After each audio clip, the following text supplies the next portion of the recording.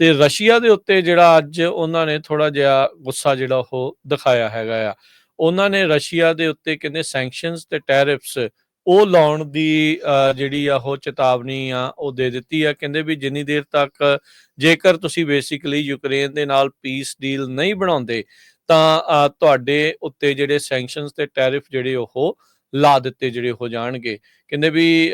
ਜਿਹੜੇ ਇਸ time fact ਆਪਣੇ ਸਾਹਮਣੇ ਆ ਵੀ ਰਸ਼ੀਆ ਇਸ ਟਾਈਮ ਯੂਕਰੇਨ ਨੂੰ ਬੁਰੀ ਤਰ੍ਹਾਂ ਪਾਊਂਡ ਕਰ ਰਿਹਾ ਆ ਬੈਟਲਫੀਲਡ ਦੇ ਉੱਤੇ, ਤੇ ਮੈਂ ਕੰਸੀਡਰ ਕਰ ਰਿਹਾ ਆ ਵੀ ਬੈਂਕਿੰਗ ਸੈਂਕਸ਼ਨਸ ਤੇ ਟੈਰਿਫਸ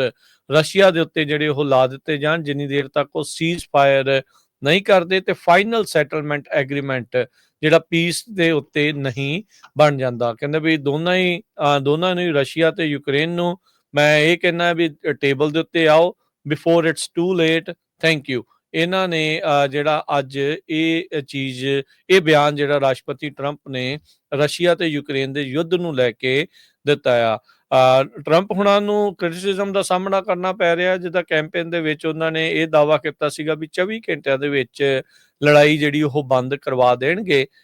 ਪਰ ਅਜੇ ਤੱਕ ਦੋਨੋਂ ਹੀ ਜਿਹੜੇ ਮੁਲਕ ਆ ਇੱਕੋ ਟੇਬਲ ਦੇ ਉੱਤੇ ਬੈਠਣ ਨੂੰ ਰਾਜੀ ਨਹੀਂ ਆ। ਜਿੱਥੇ ਜਦੋਂ ਇੱਕ ਜਾਣੇ ਦੇ ਨਾਲ ਬੈਠਦੇ ਆ ਤੇ ਦੂਜਾ ਮੁਲਕ ਖਾਸ ਕਰਕੇ ਜਿਹੜਾ ਯੂਕਰੇਨ ਆ ਉਹ ਇਹਨਾਂ ਦੀ ਆਲੋਚਨਾ ਜਿਹੜਾ ਉਹ ਕਰਦਾ ਵੀ ਤੁਸੀਂ ਸਾਡੇ ਤੋਂ ਬਗੈਰ ਪੀਸ ਦੀ ਗੱਲ ਕਿੱਦਾਂ ਜਿਹੜੀ ਕਰ ਰਹੇ ਆ, ਸਾਨੂੰ ਪੁੱਛੇ ਬਗੈਰ ਇਹ ਕੰਮ ਨਹੀਂ ਜਿਹੜਾ ਉਹ ਹੋਣਾ ਚਾਹੀਦਾ। ਰਸ਼ੀਆ ਨੇ ਕਹਿੰਦੇ ਵੀ ਕੁਝ ਸਮਾਂ ਪਹਿਲਾਂ ਹੀ ਯੂਕਰੇਨ ਦੇ ਉੱਤੇ ਇੱਕ ਬਹੁਤ ਵੱਡਾ ਮੇਜਰ ਅਟੈਕ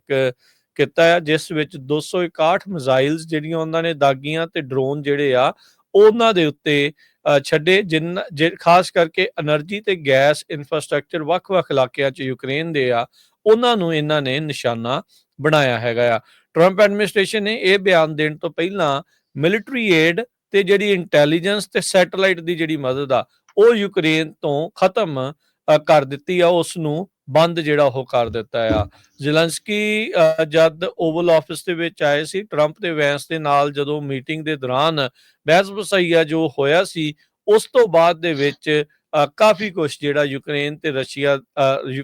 ਰਸ਼ੀਆ ਦੀ ਵਾਰ ਦੇ ਨੂੰ ਲੈ ਕੇ ਤੇ ਯੂਕਰੇਨ ਤੇ ਅਮਰੀਕਾ ਦੇ ਸੰਬੰਧਾਂ ਦੇ ਵਿੱਚ ਚੇਂਜ ਜਿਹੜਾ ਉਹ ਹੋ ਚੁੱਕਾ ਹੈਗਾ ਆ। ਸੋ ਆਉਂਦੇ ਸਮੇਂ ਦੇ ਵਿੱਚ ਹੁਣ ਕੀ ਬਣਦਾ ਇਹ ਦੇਖਣ ਵਾਲੀ ਗੱਲ ਆ। ਟਰੰਪ ਹੁਣਾਂ ਨੇ ਇੱਕ ਹੁਣ ਬਿਆਨ ਰਸ਼ੀਆ ਦੇ ਉਲਟ ਜ਼ਰੂਰ ਇਹ ਦਾਗਿਆ ਹੈਗਾ ਆ।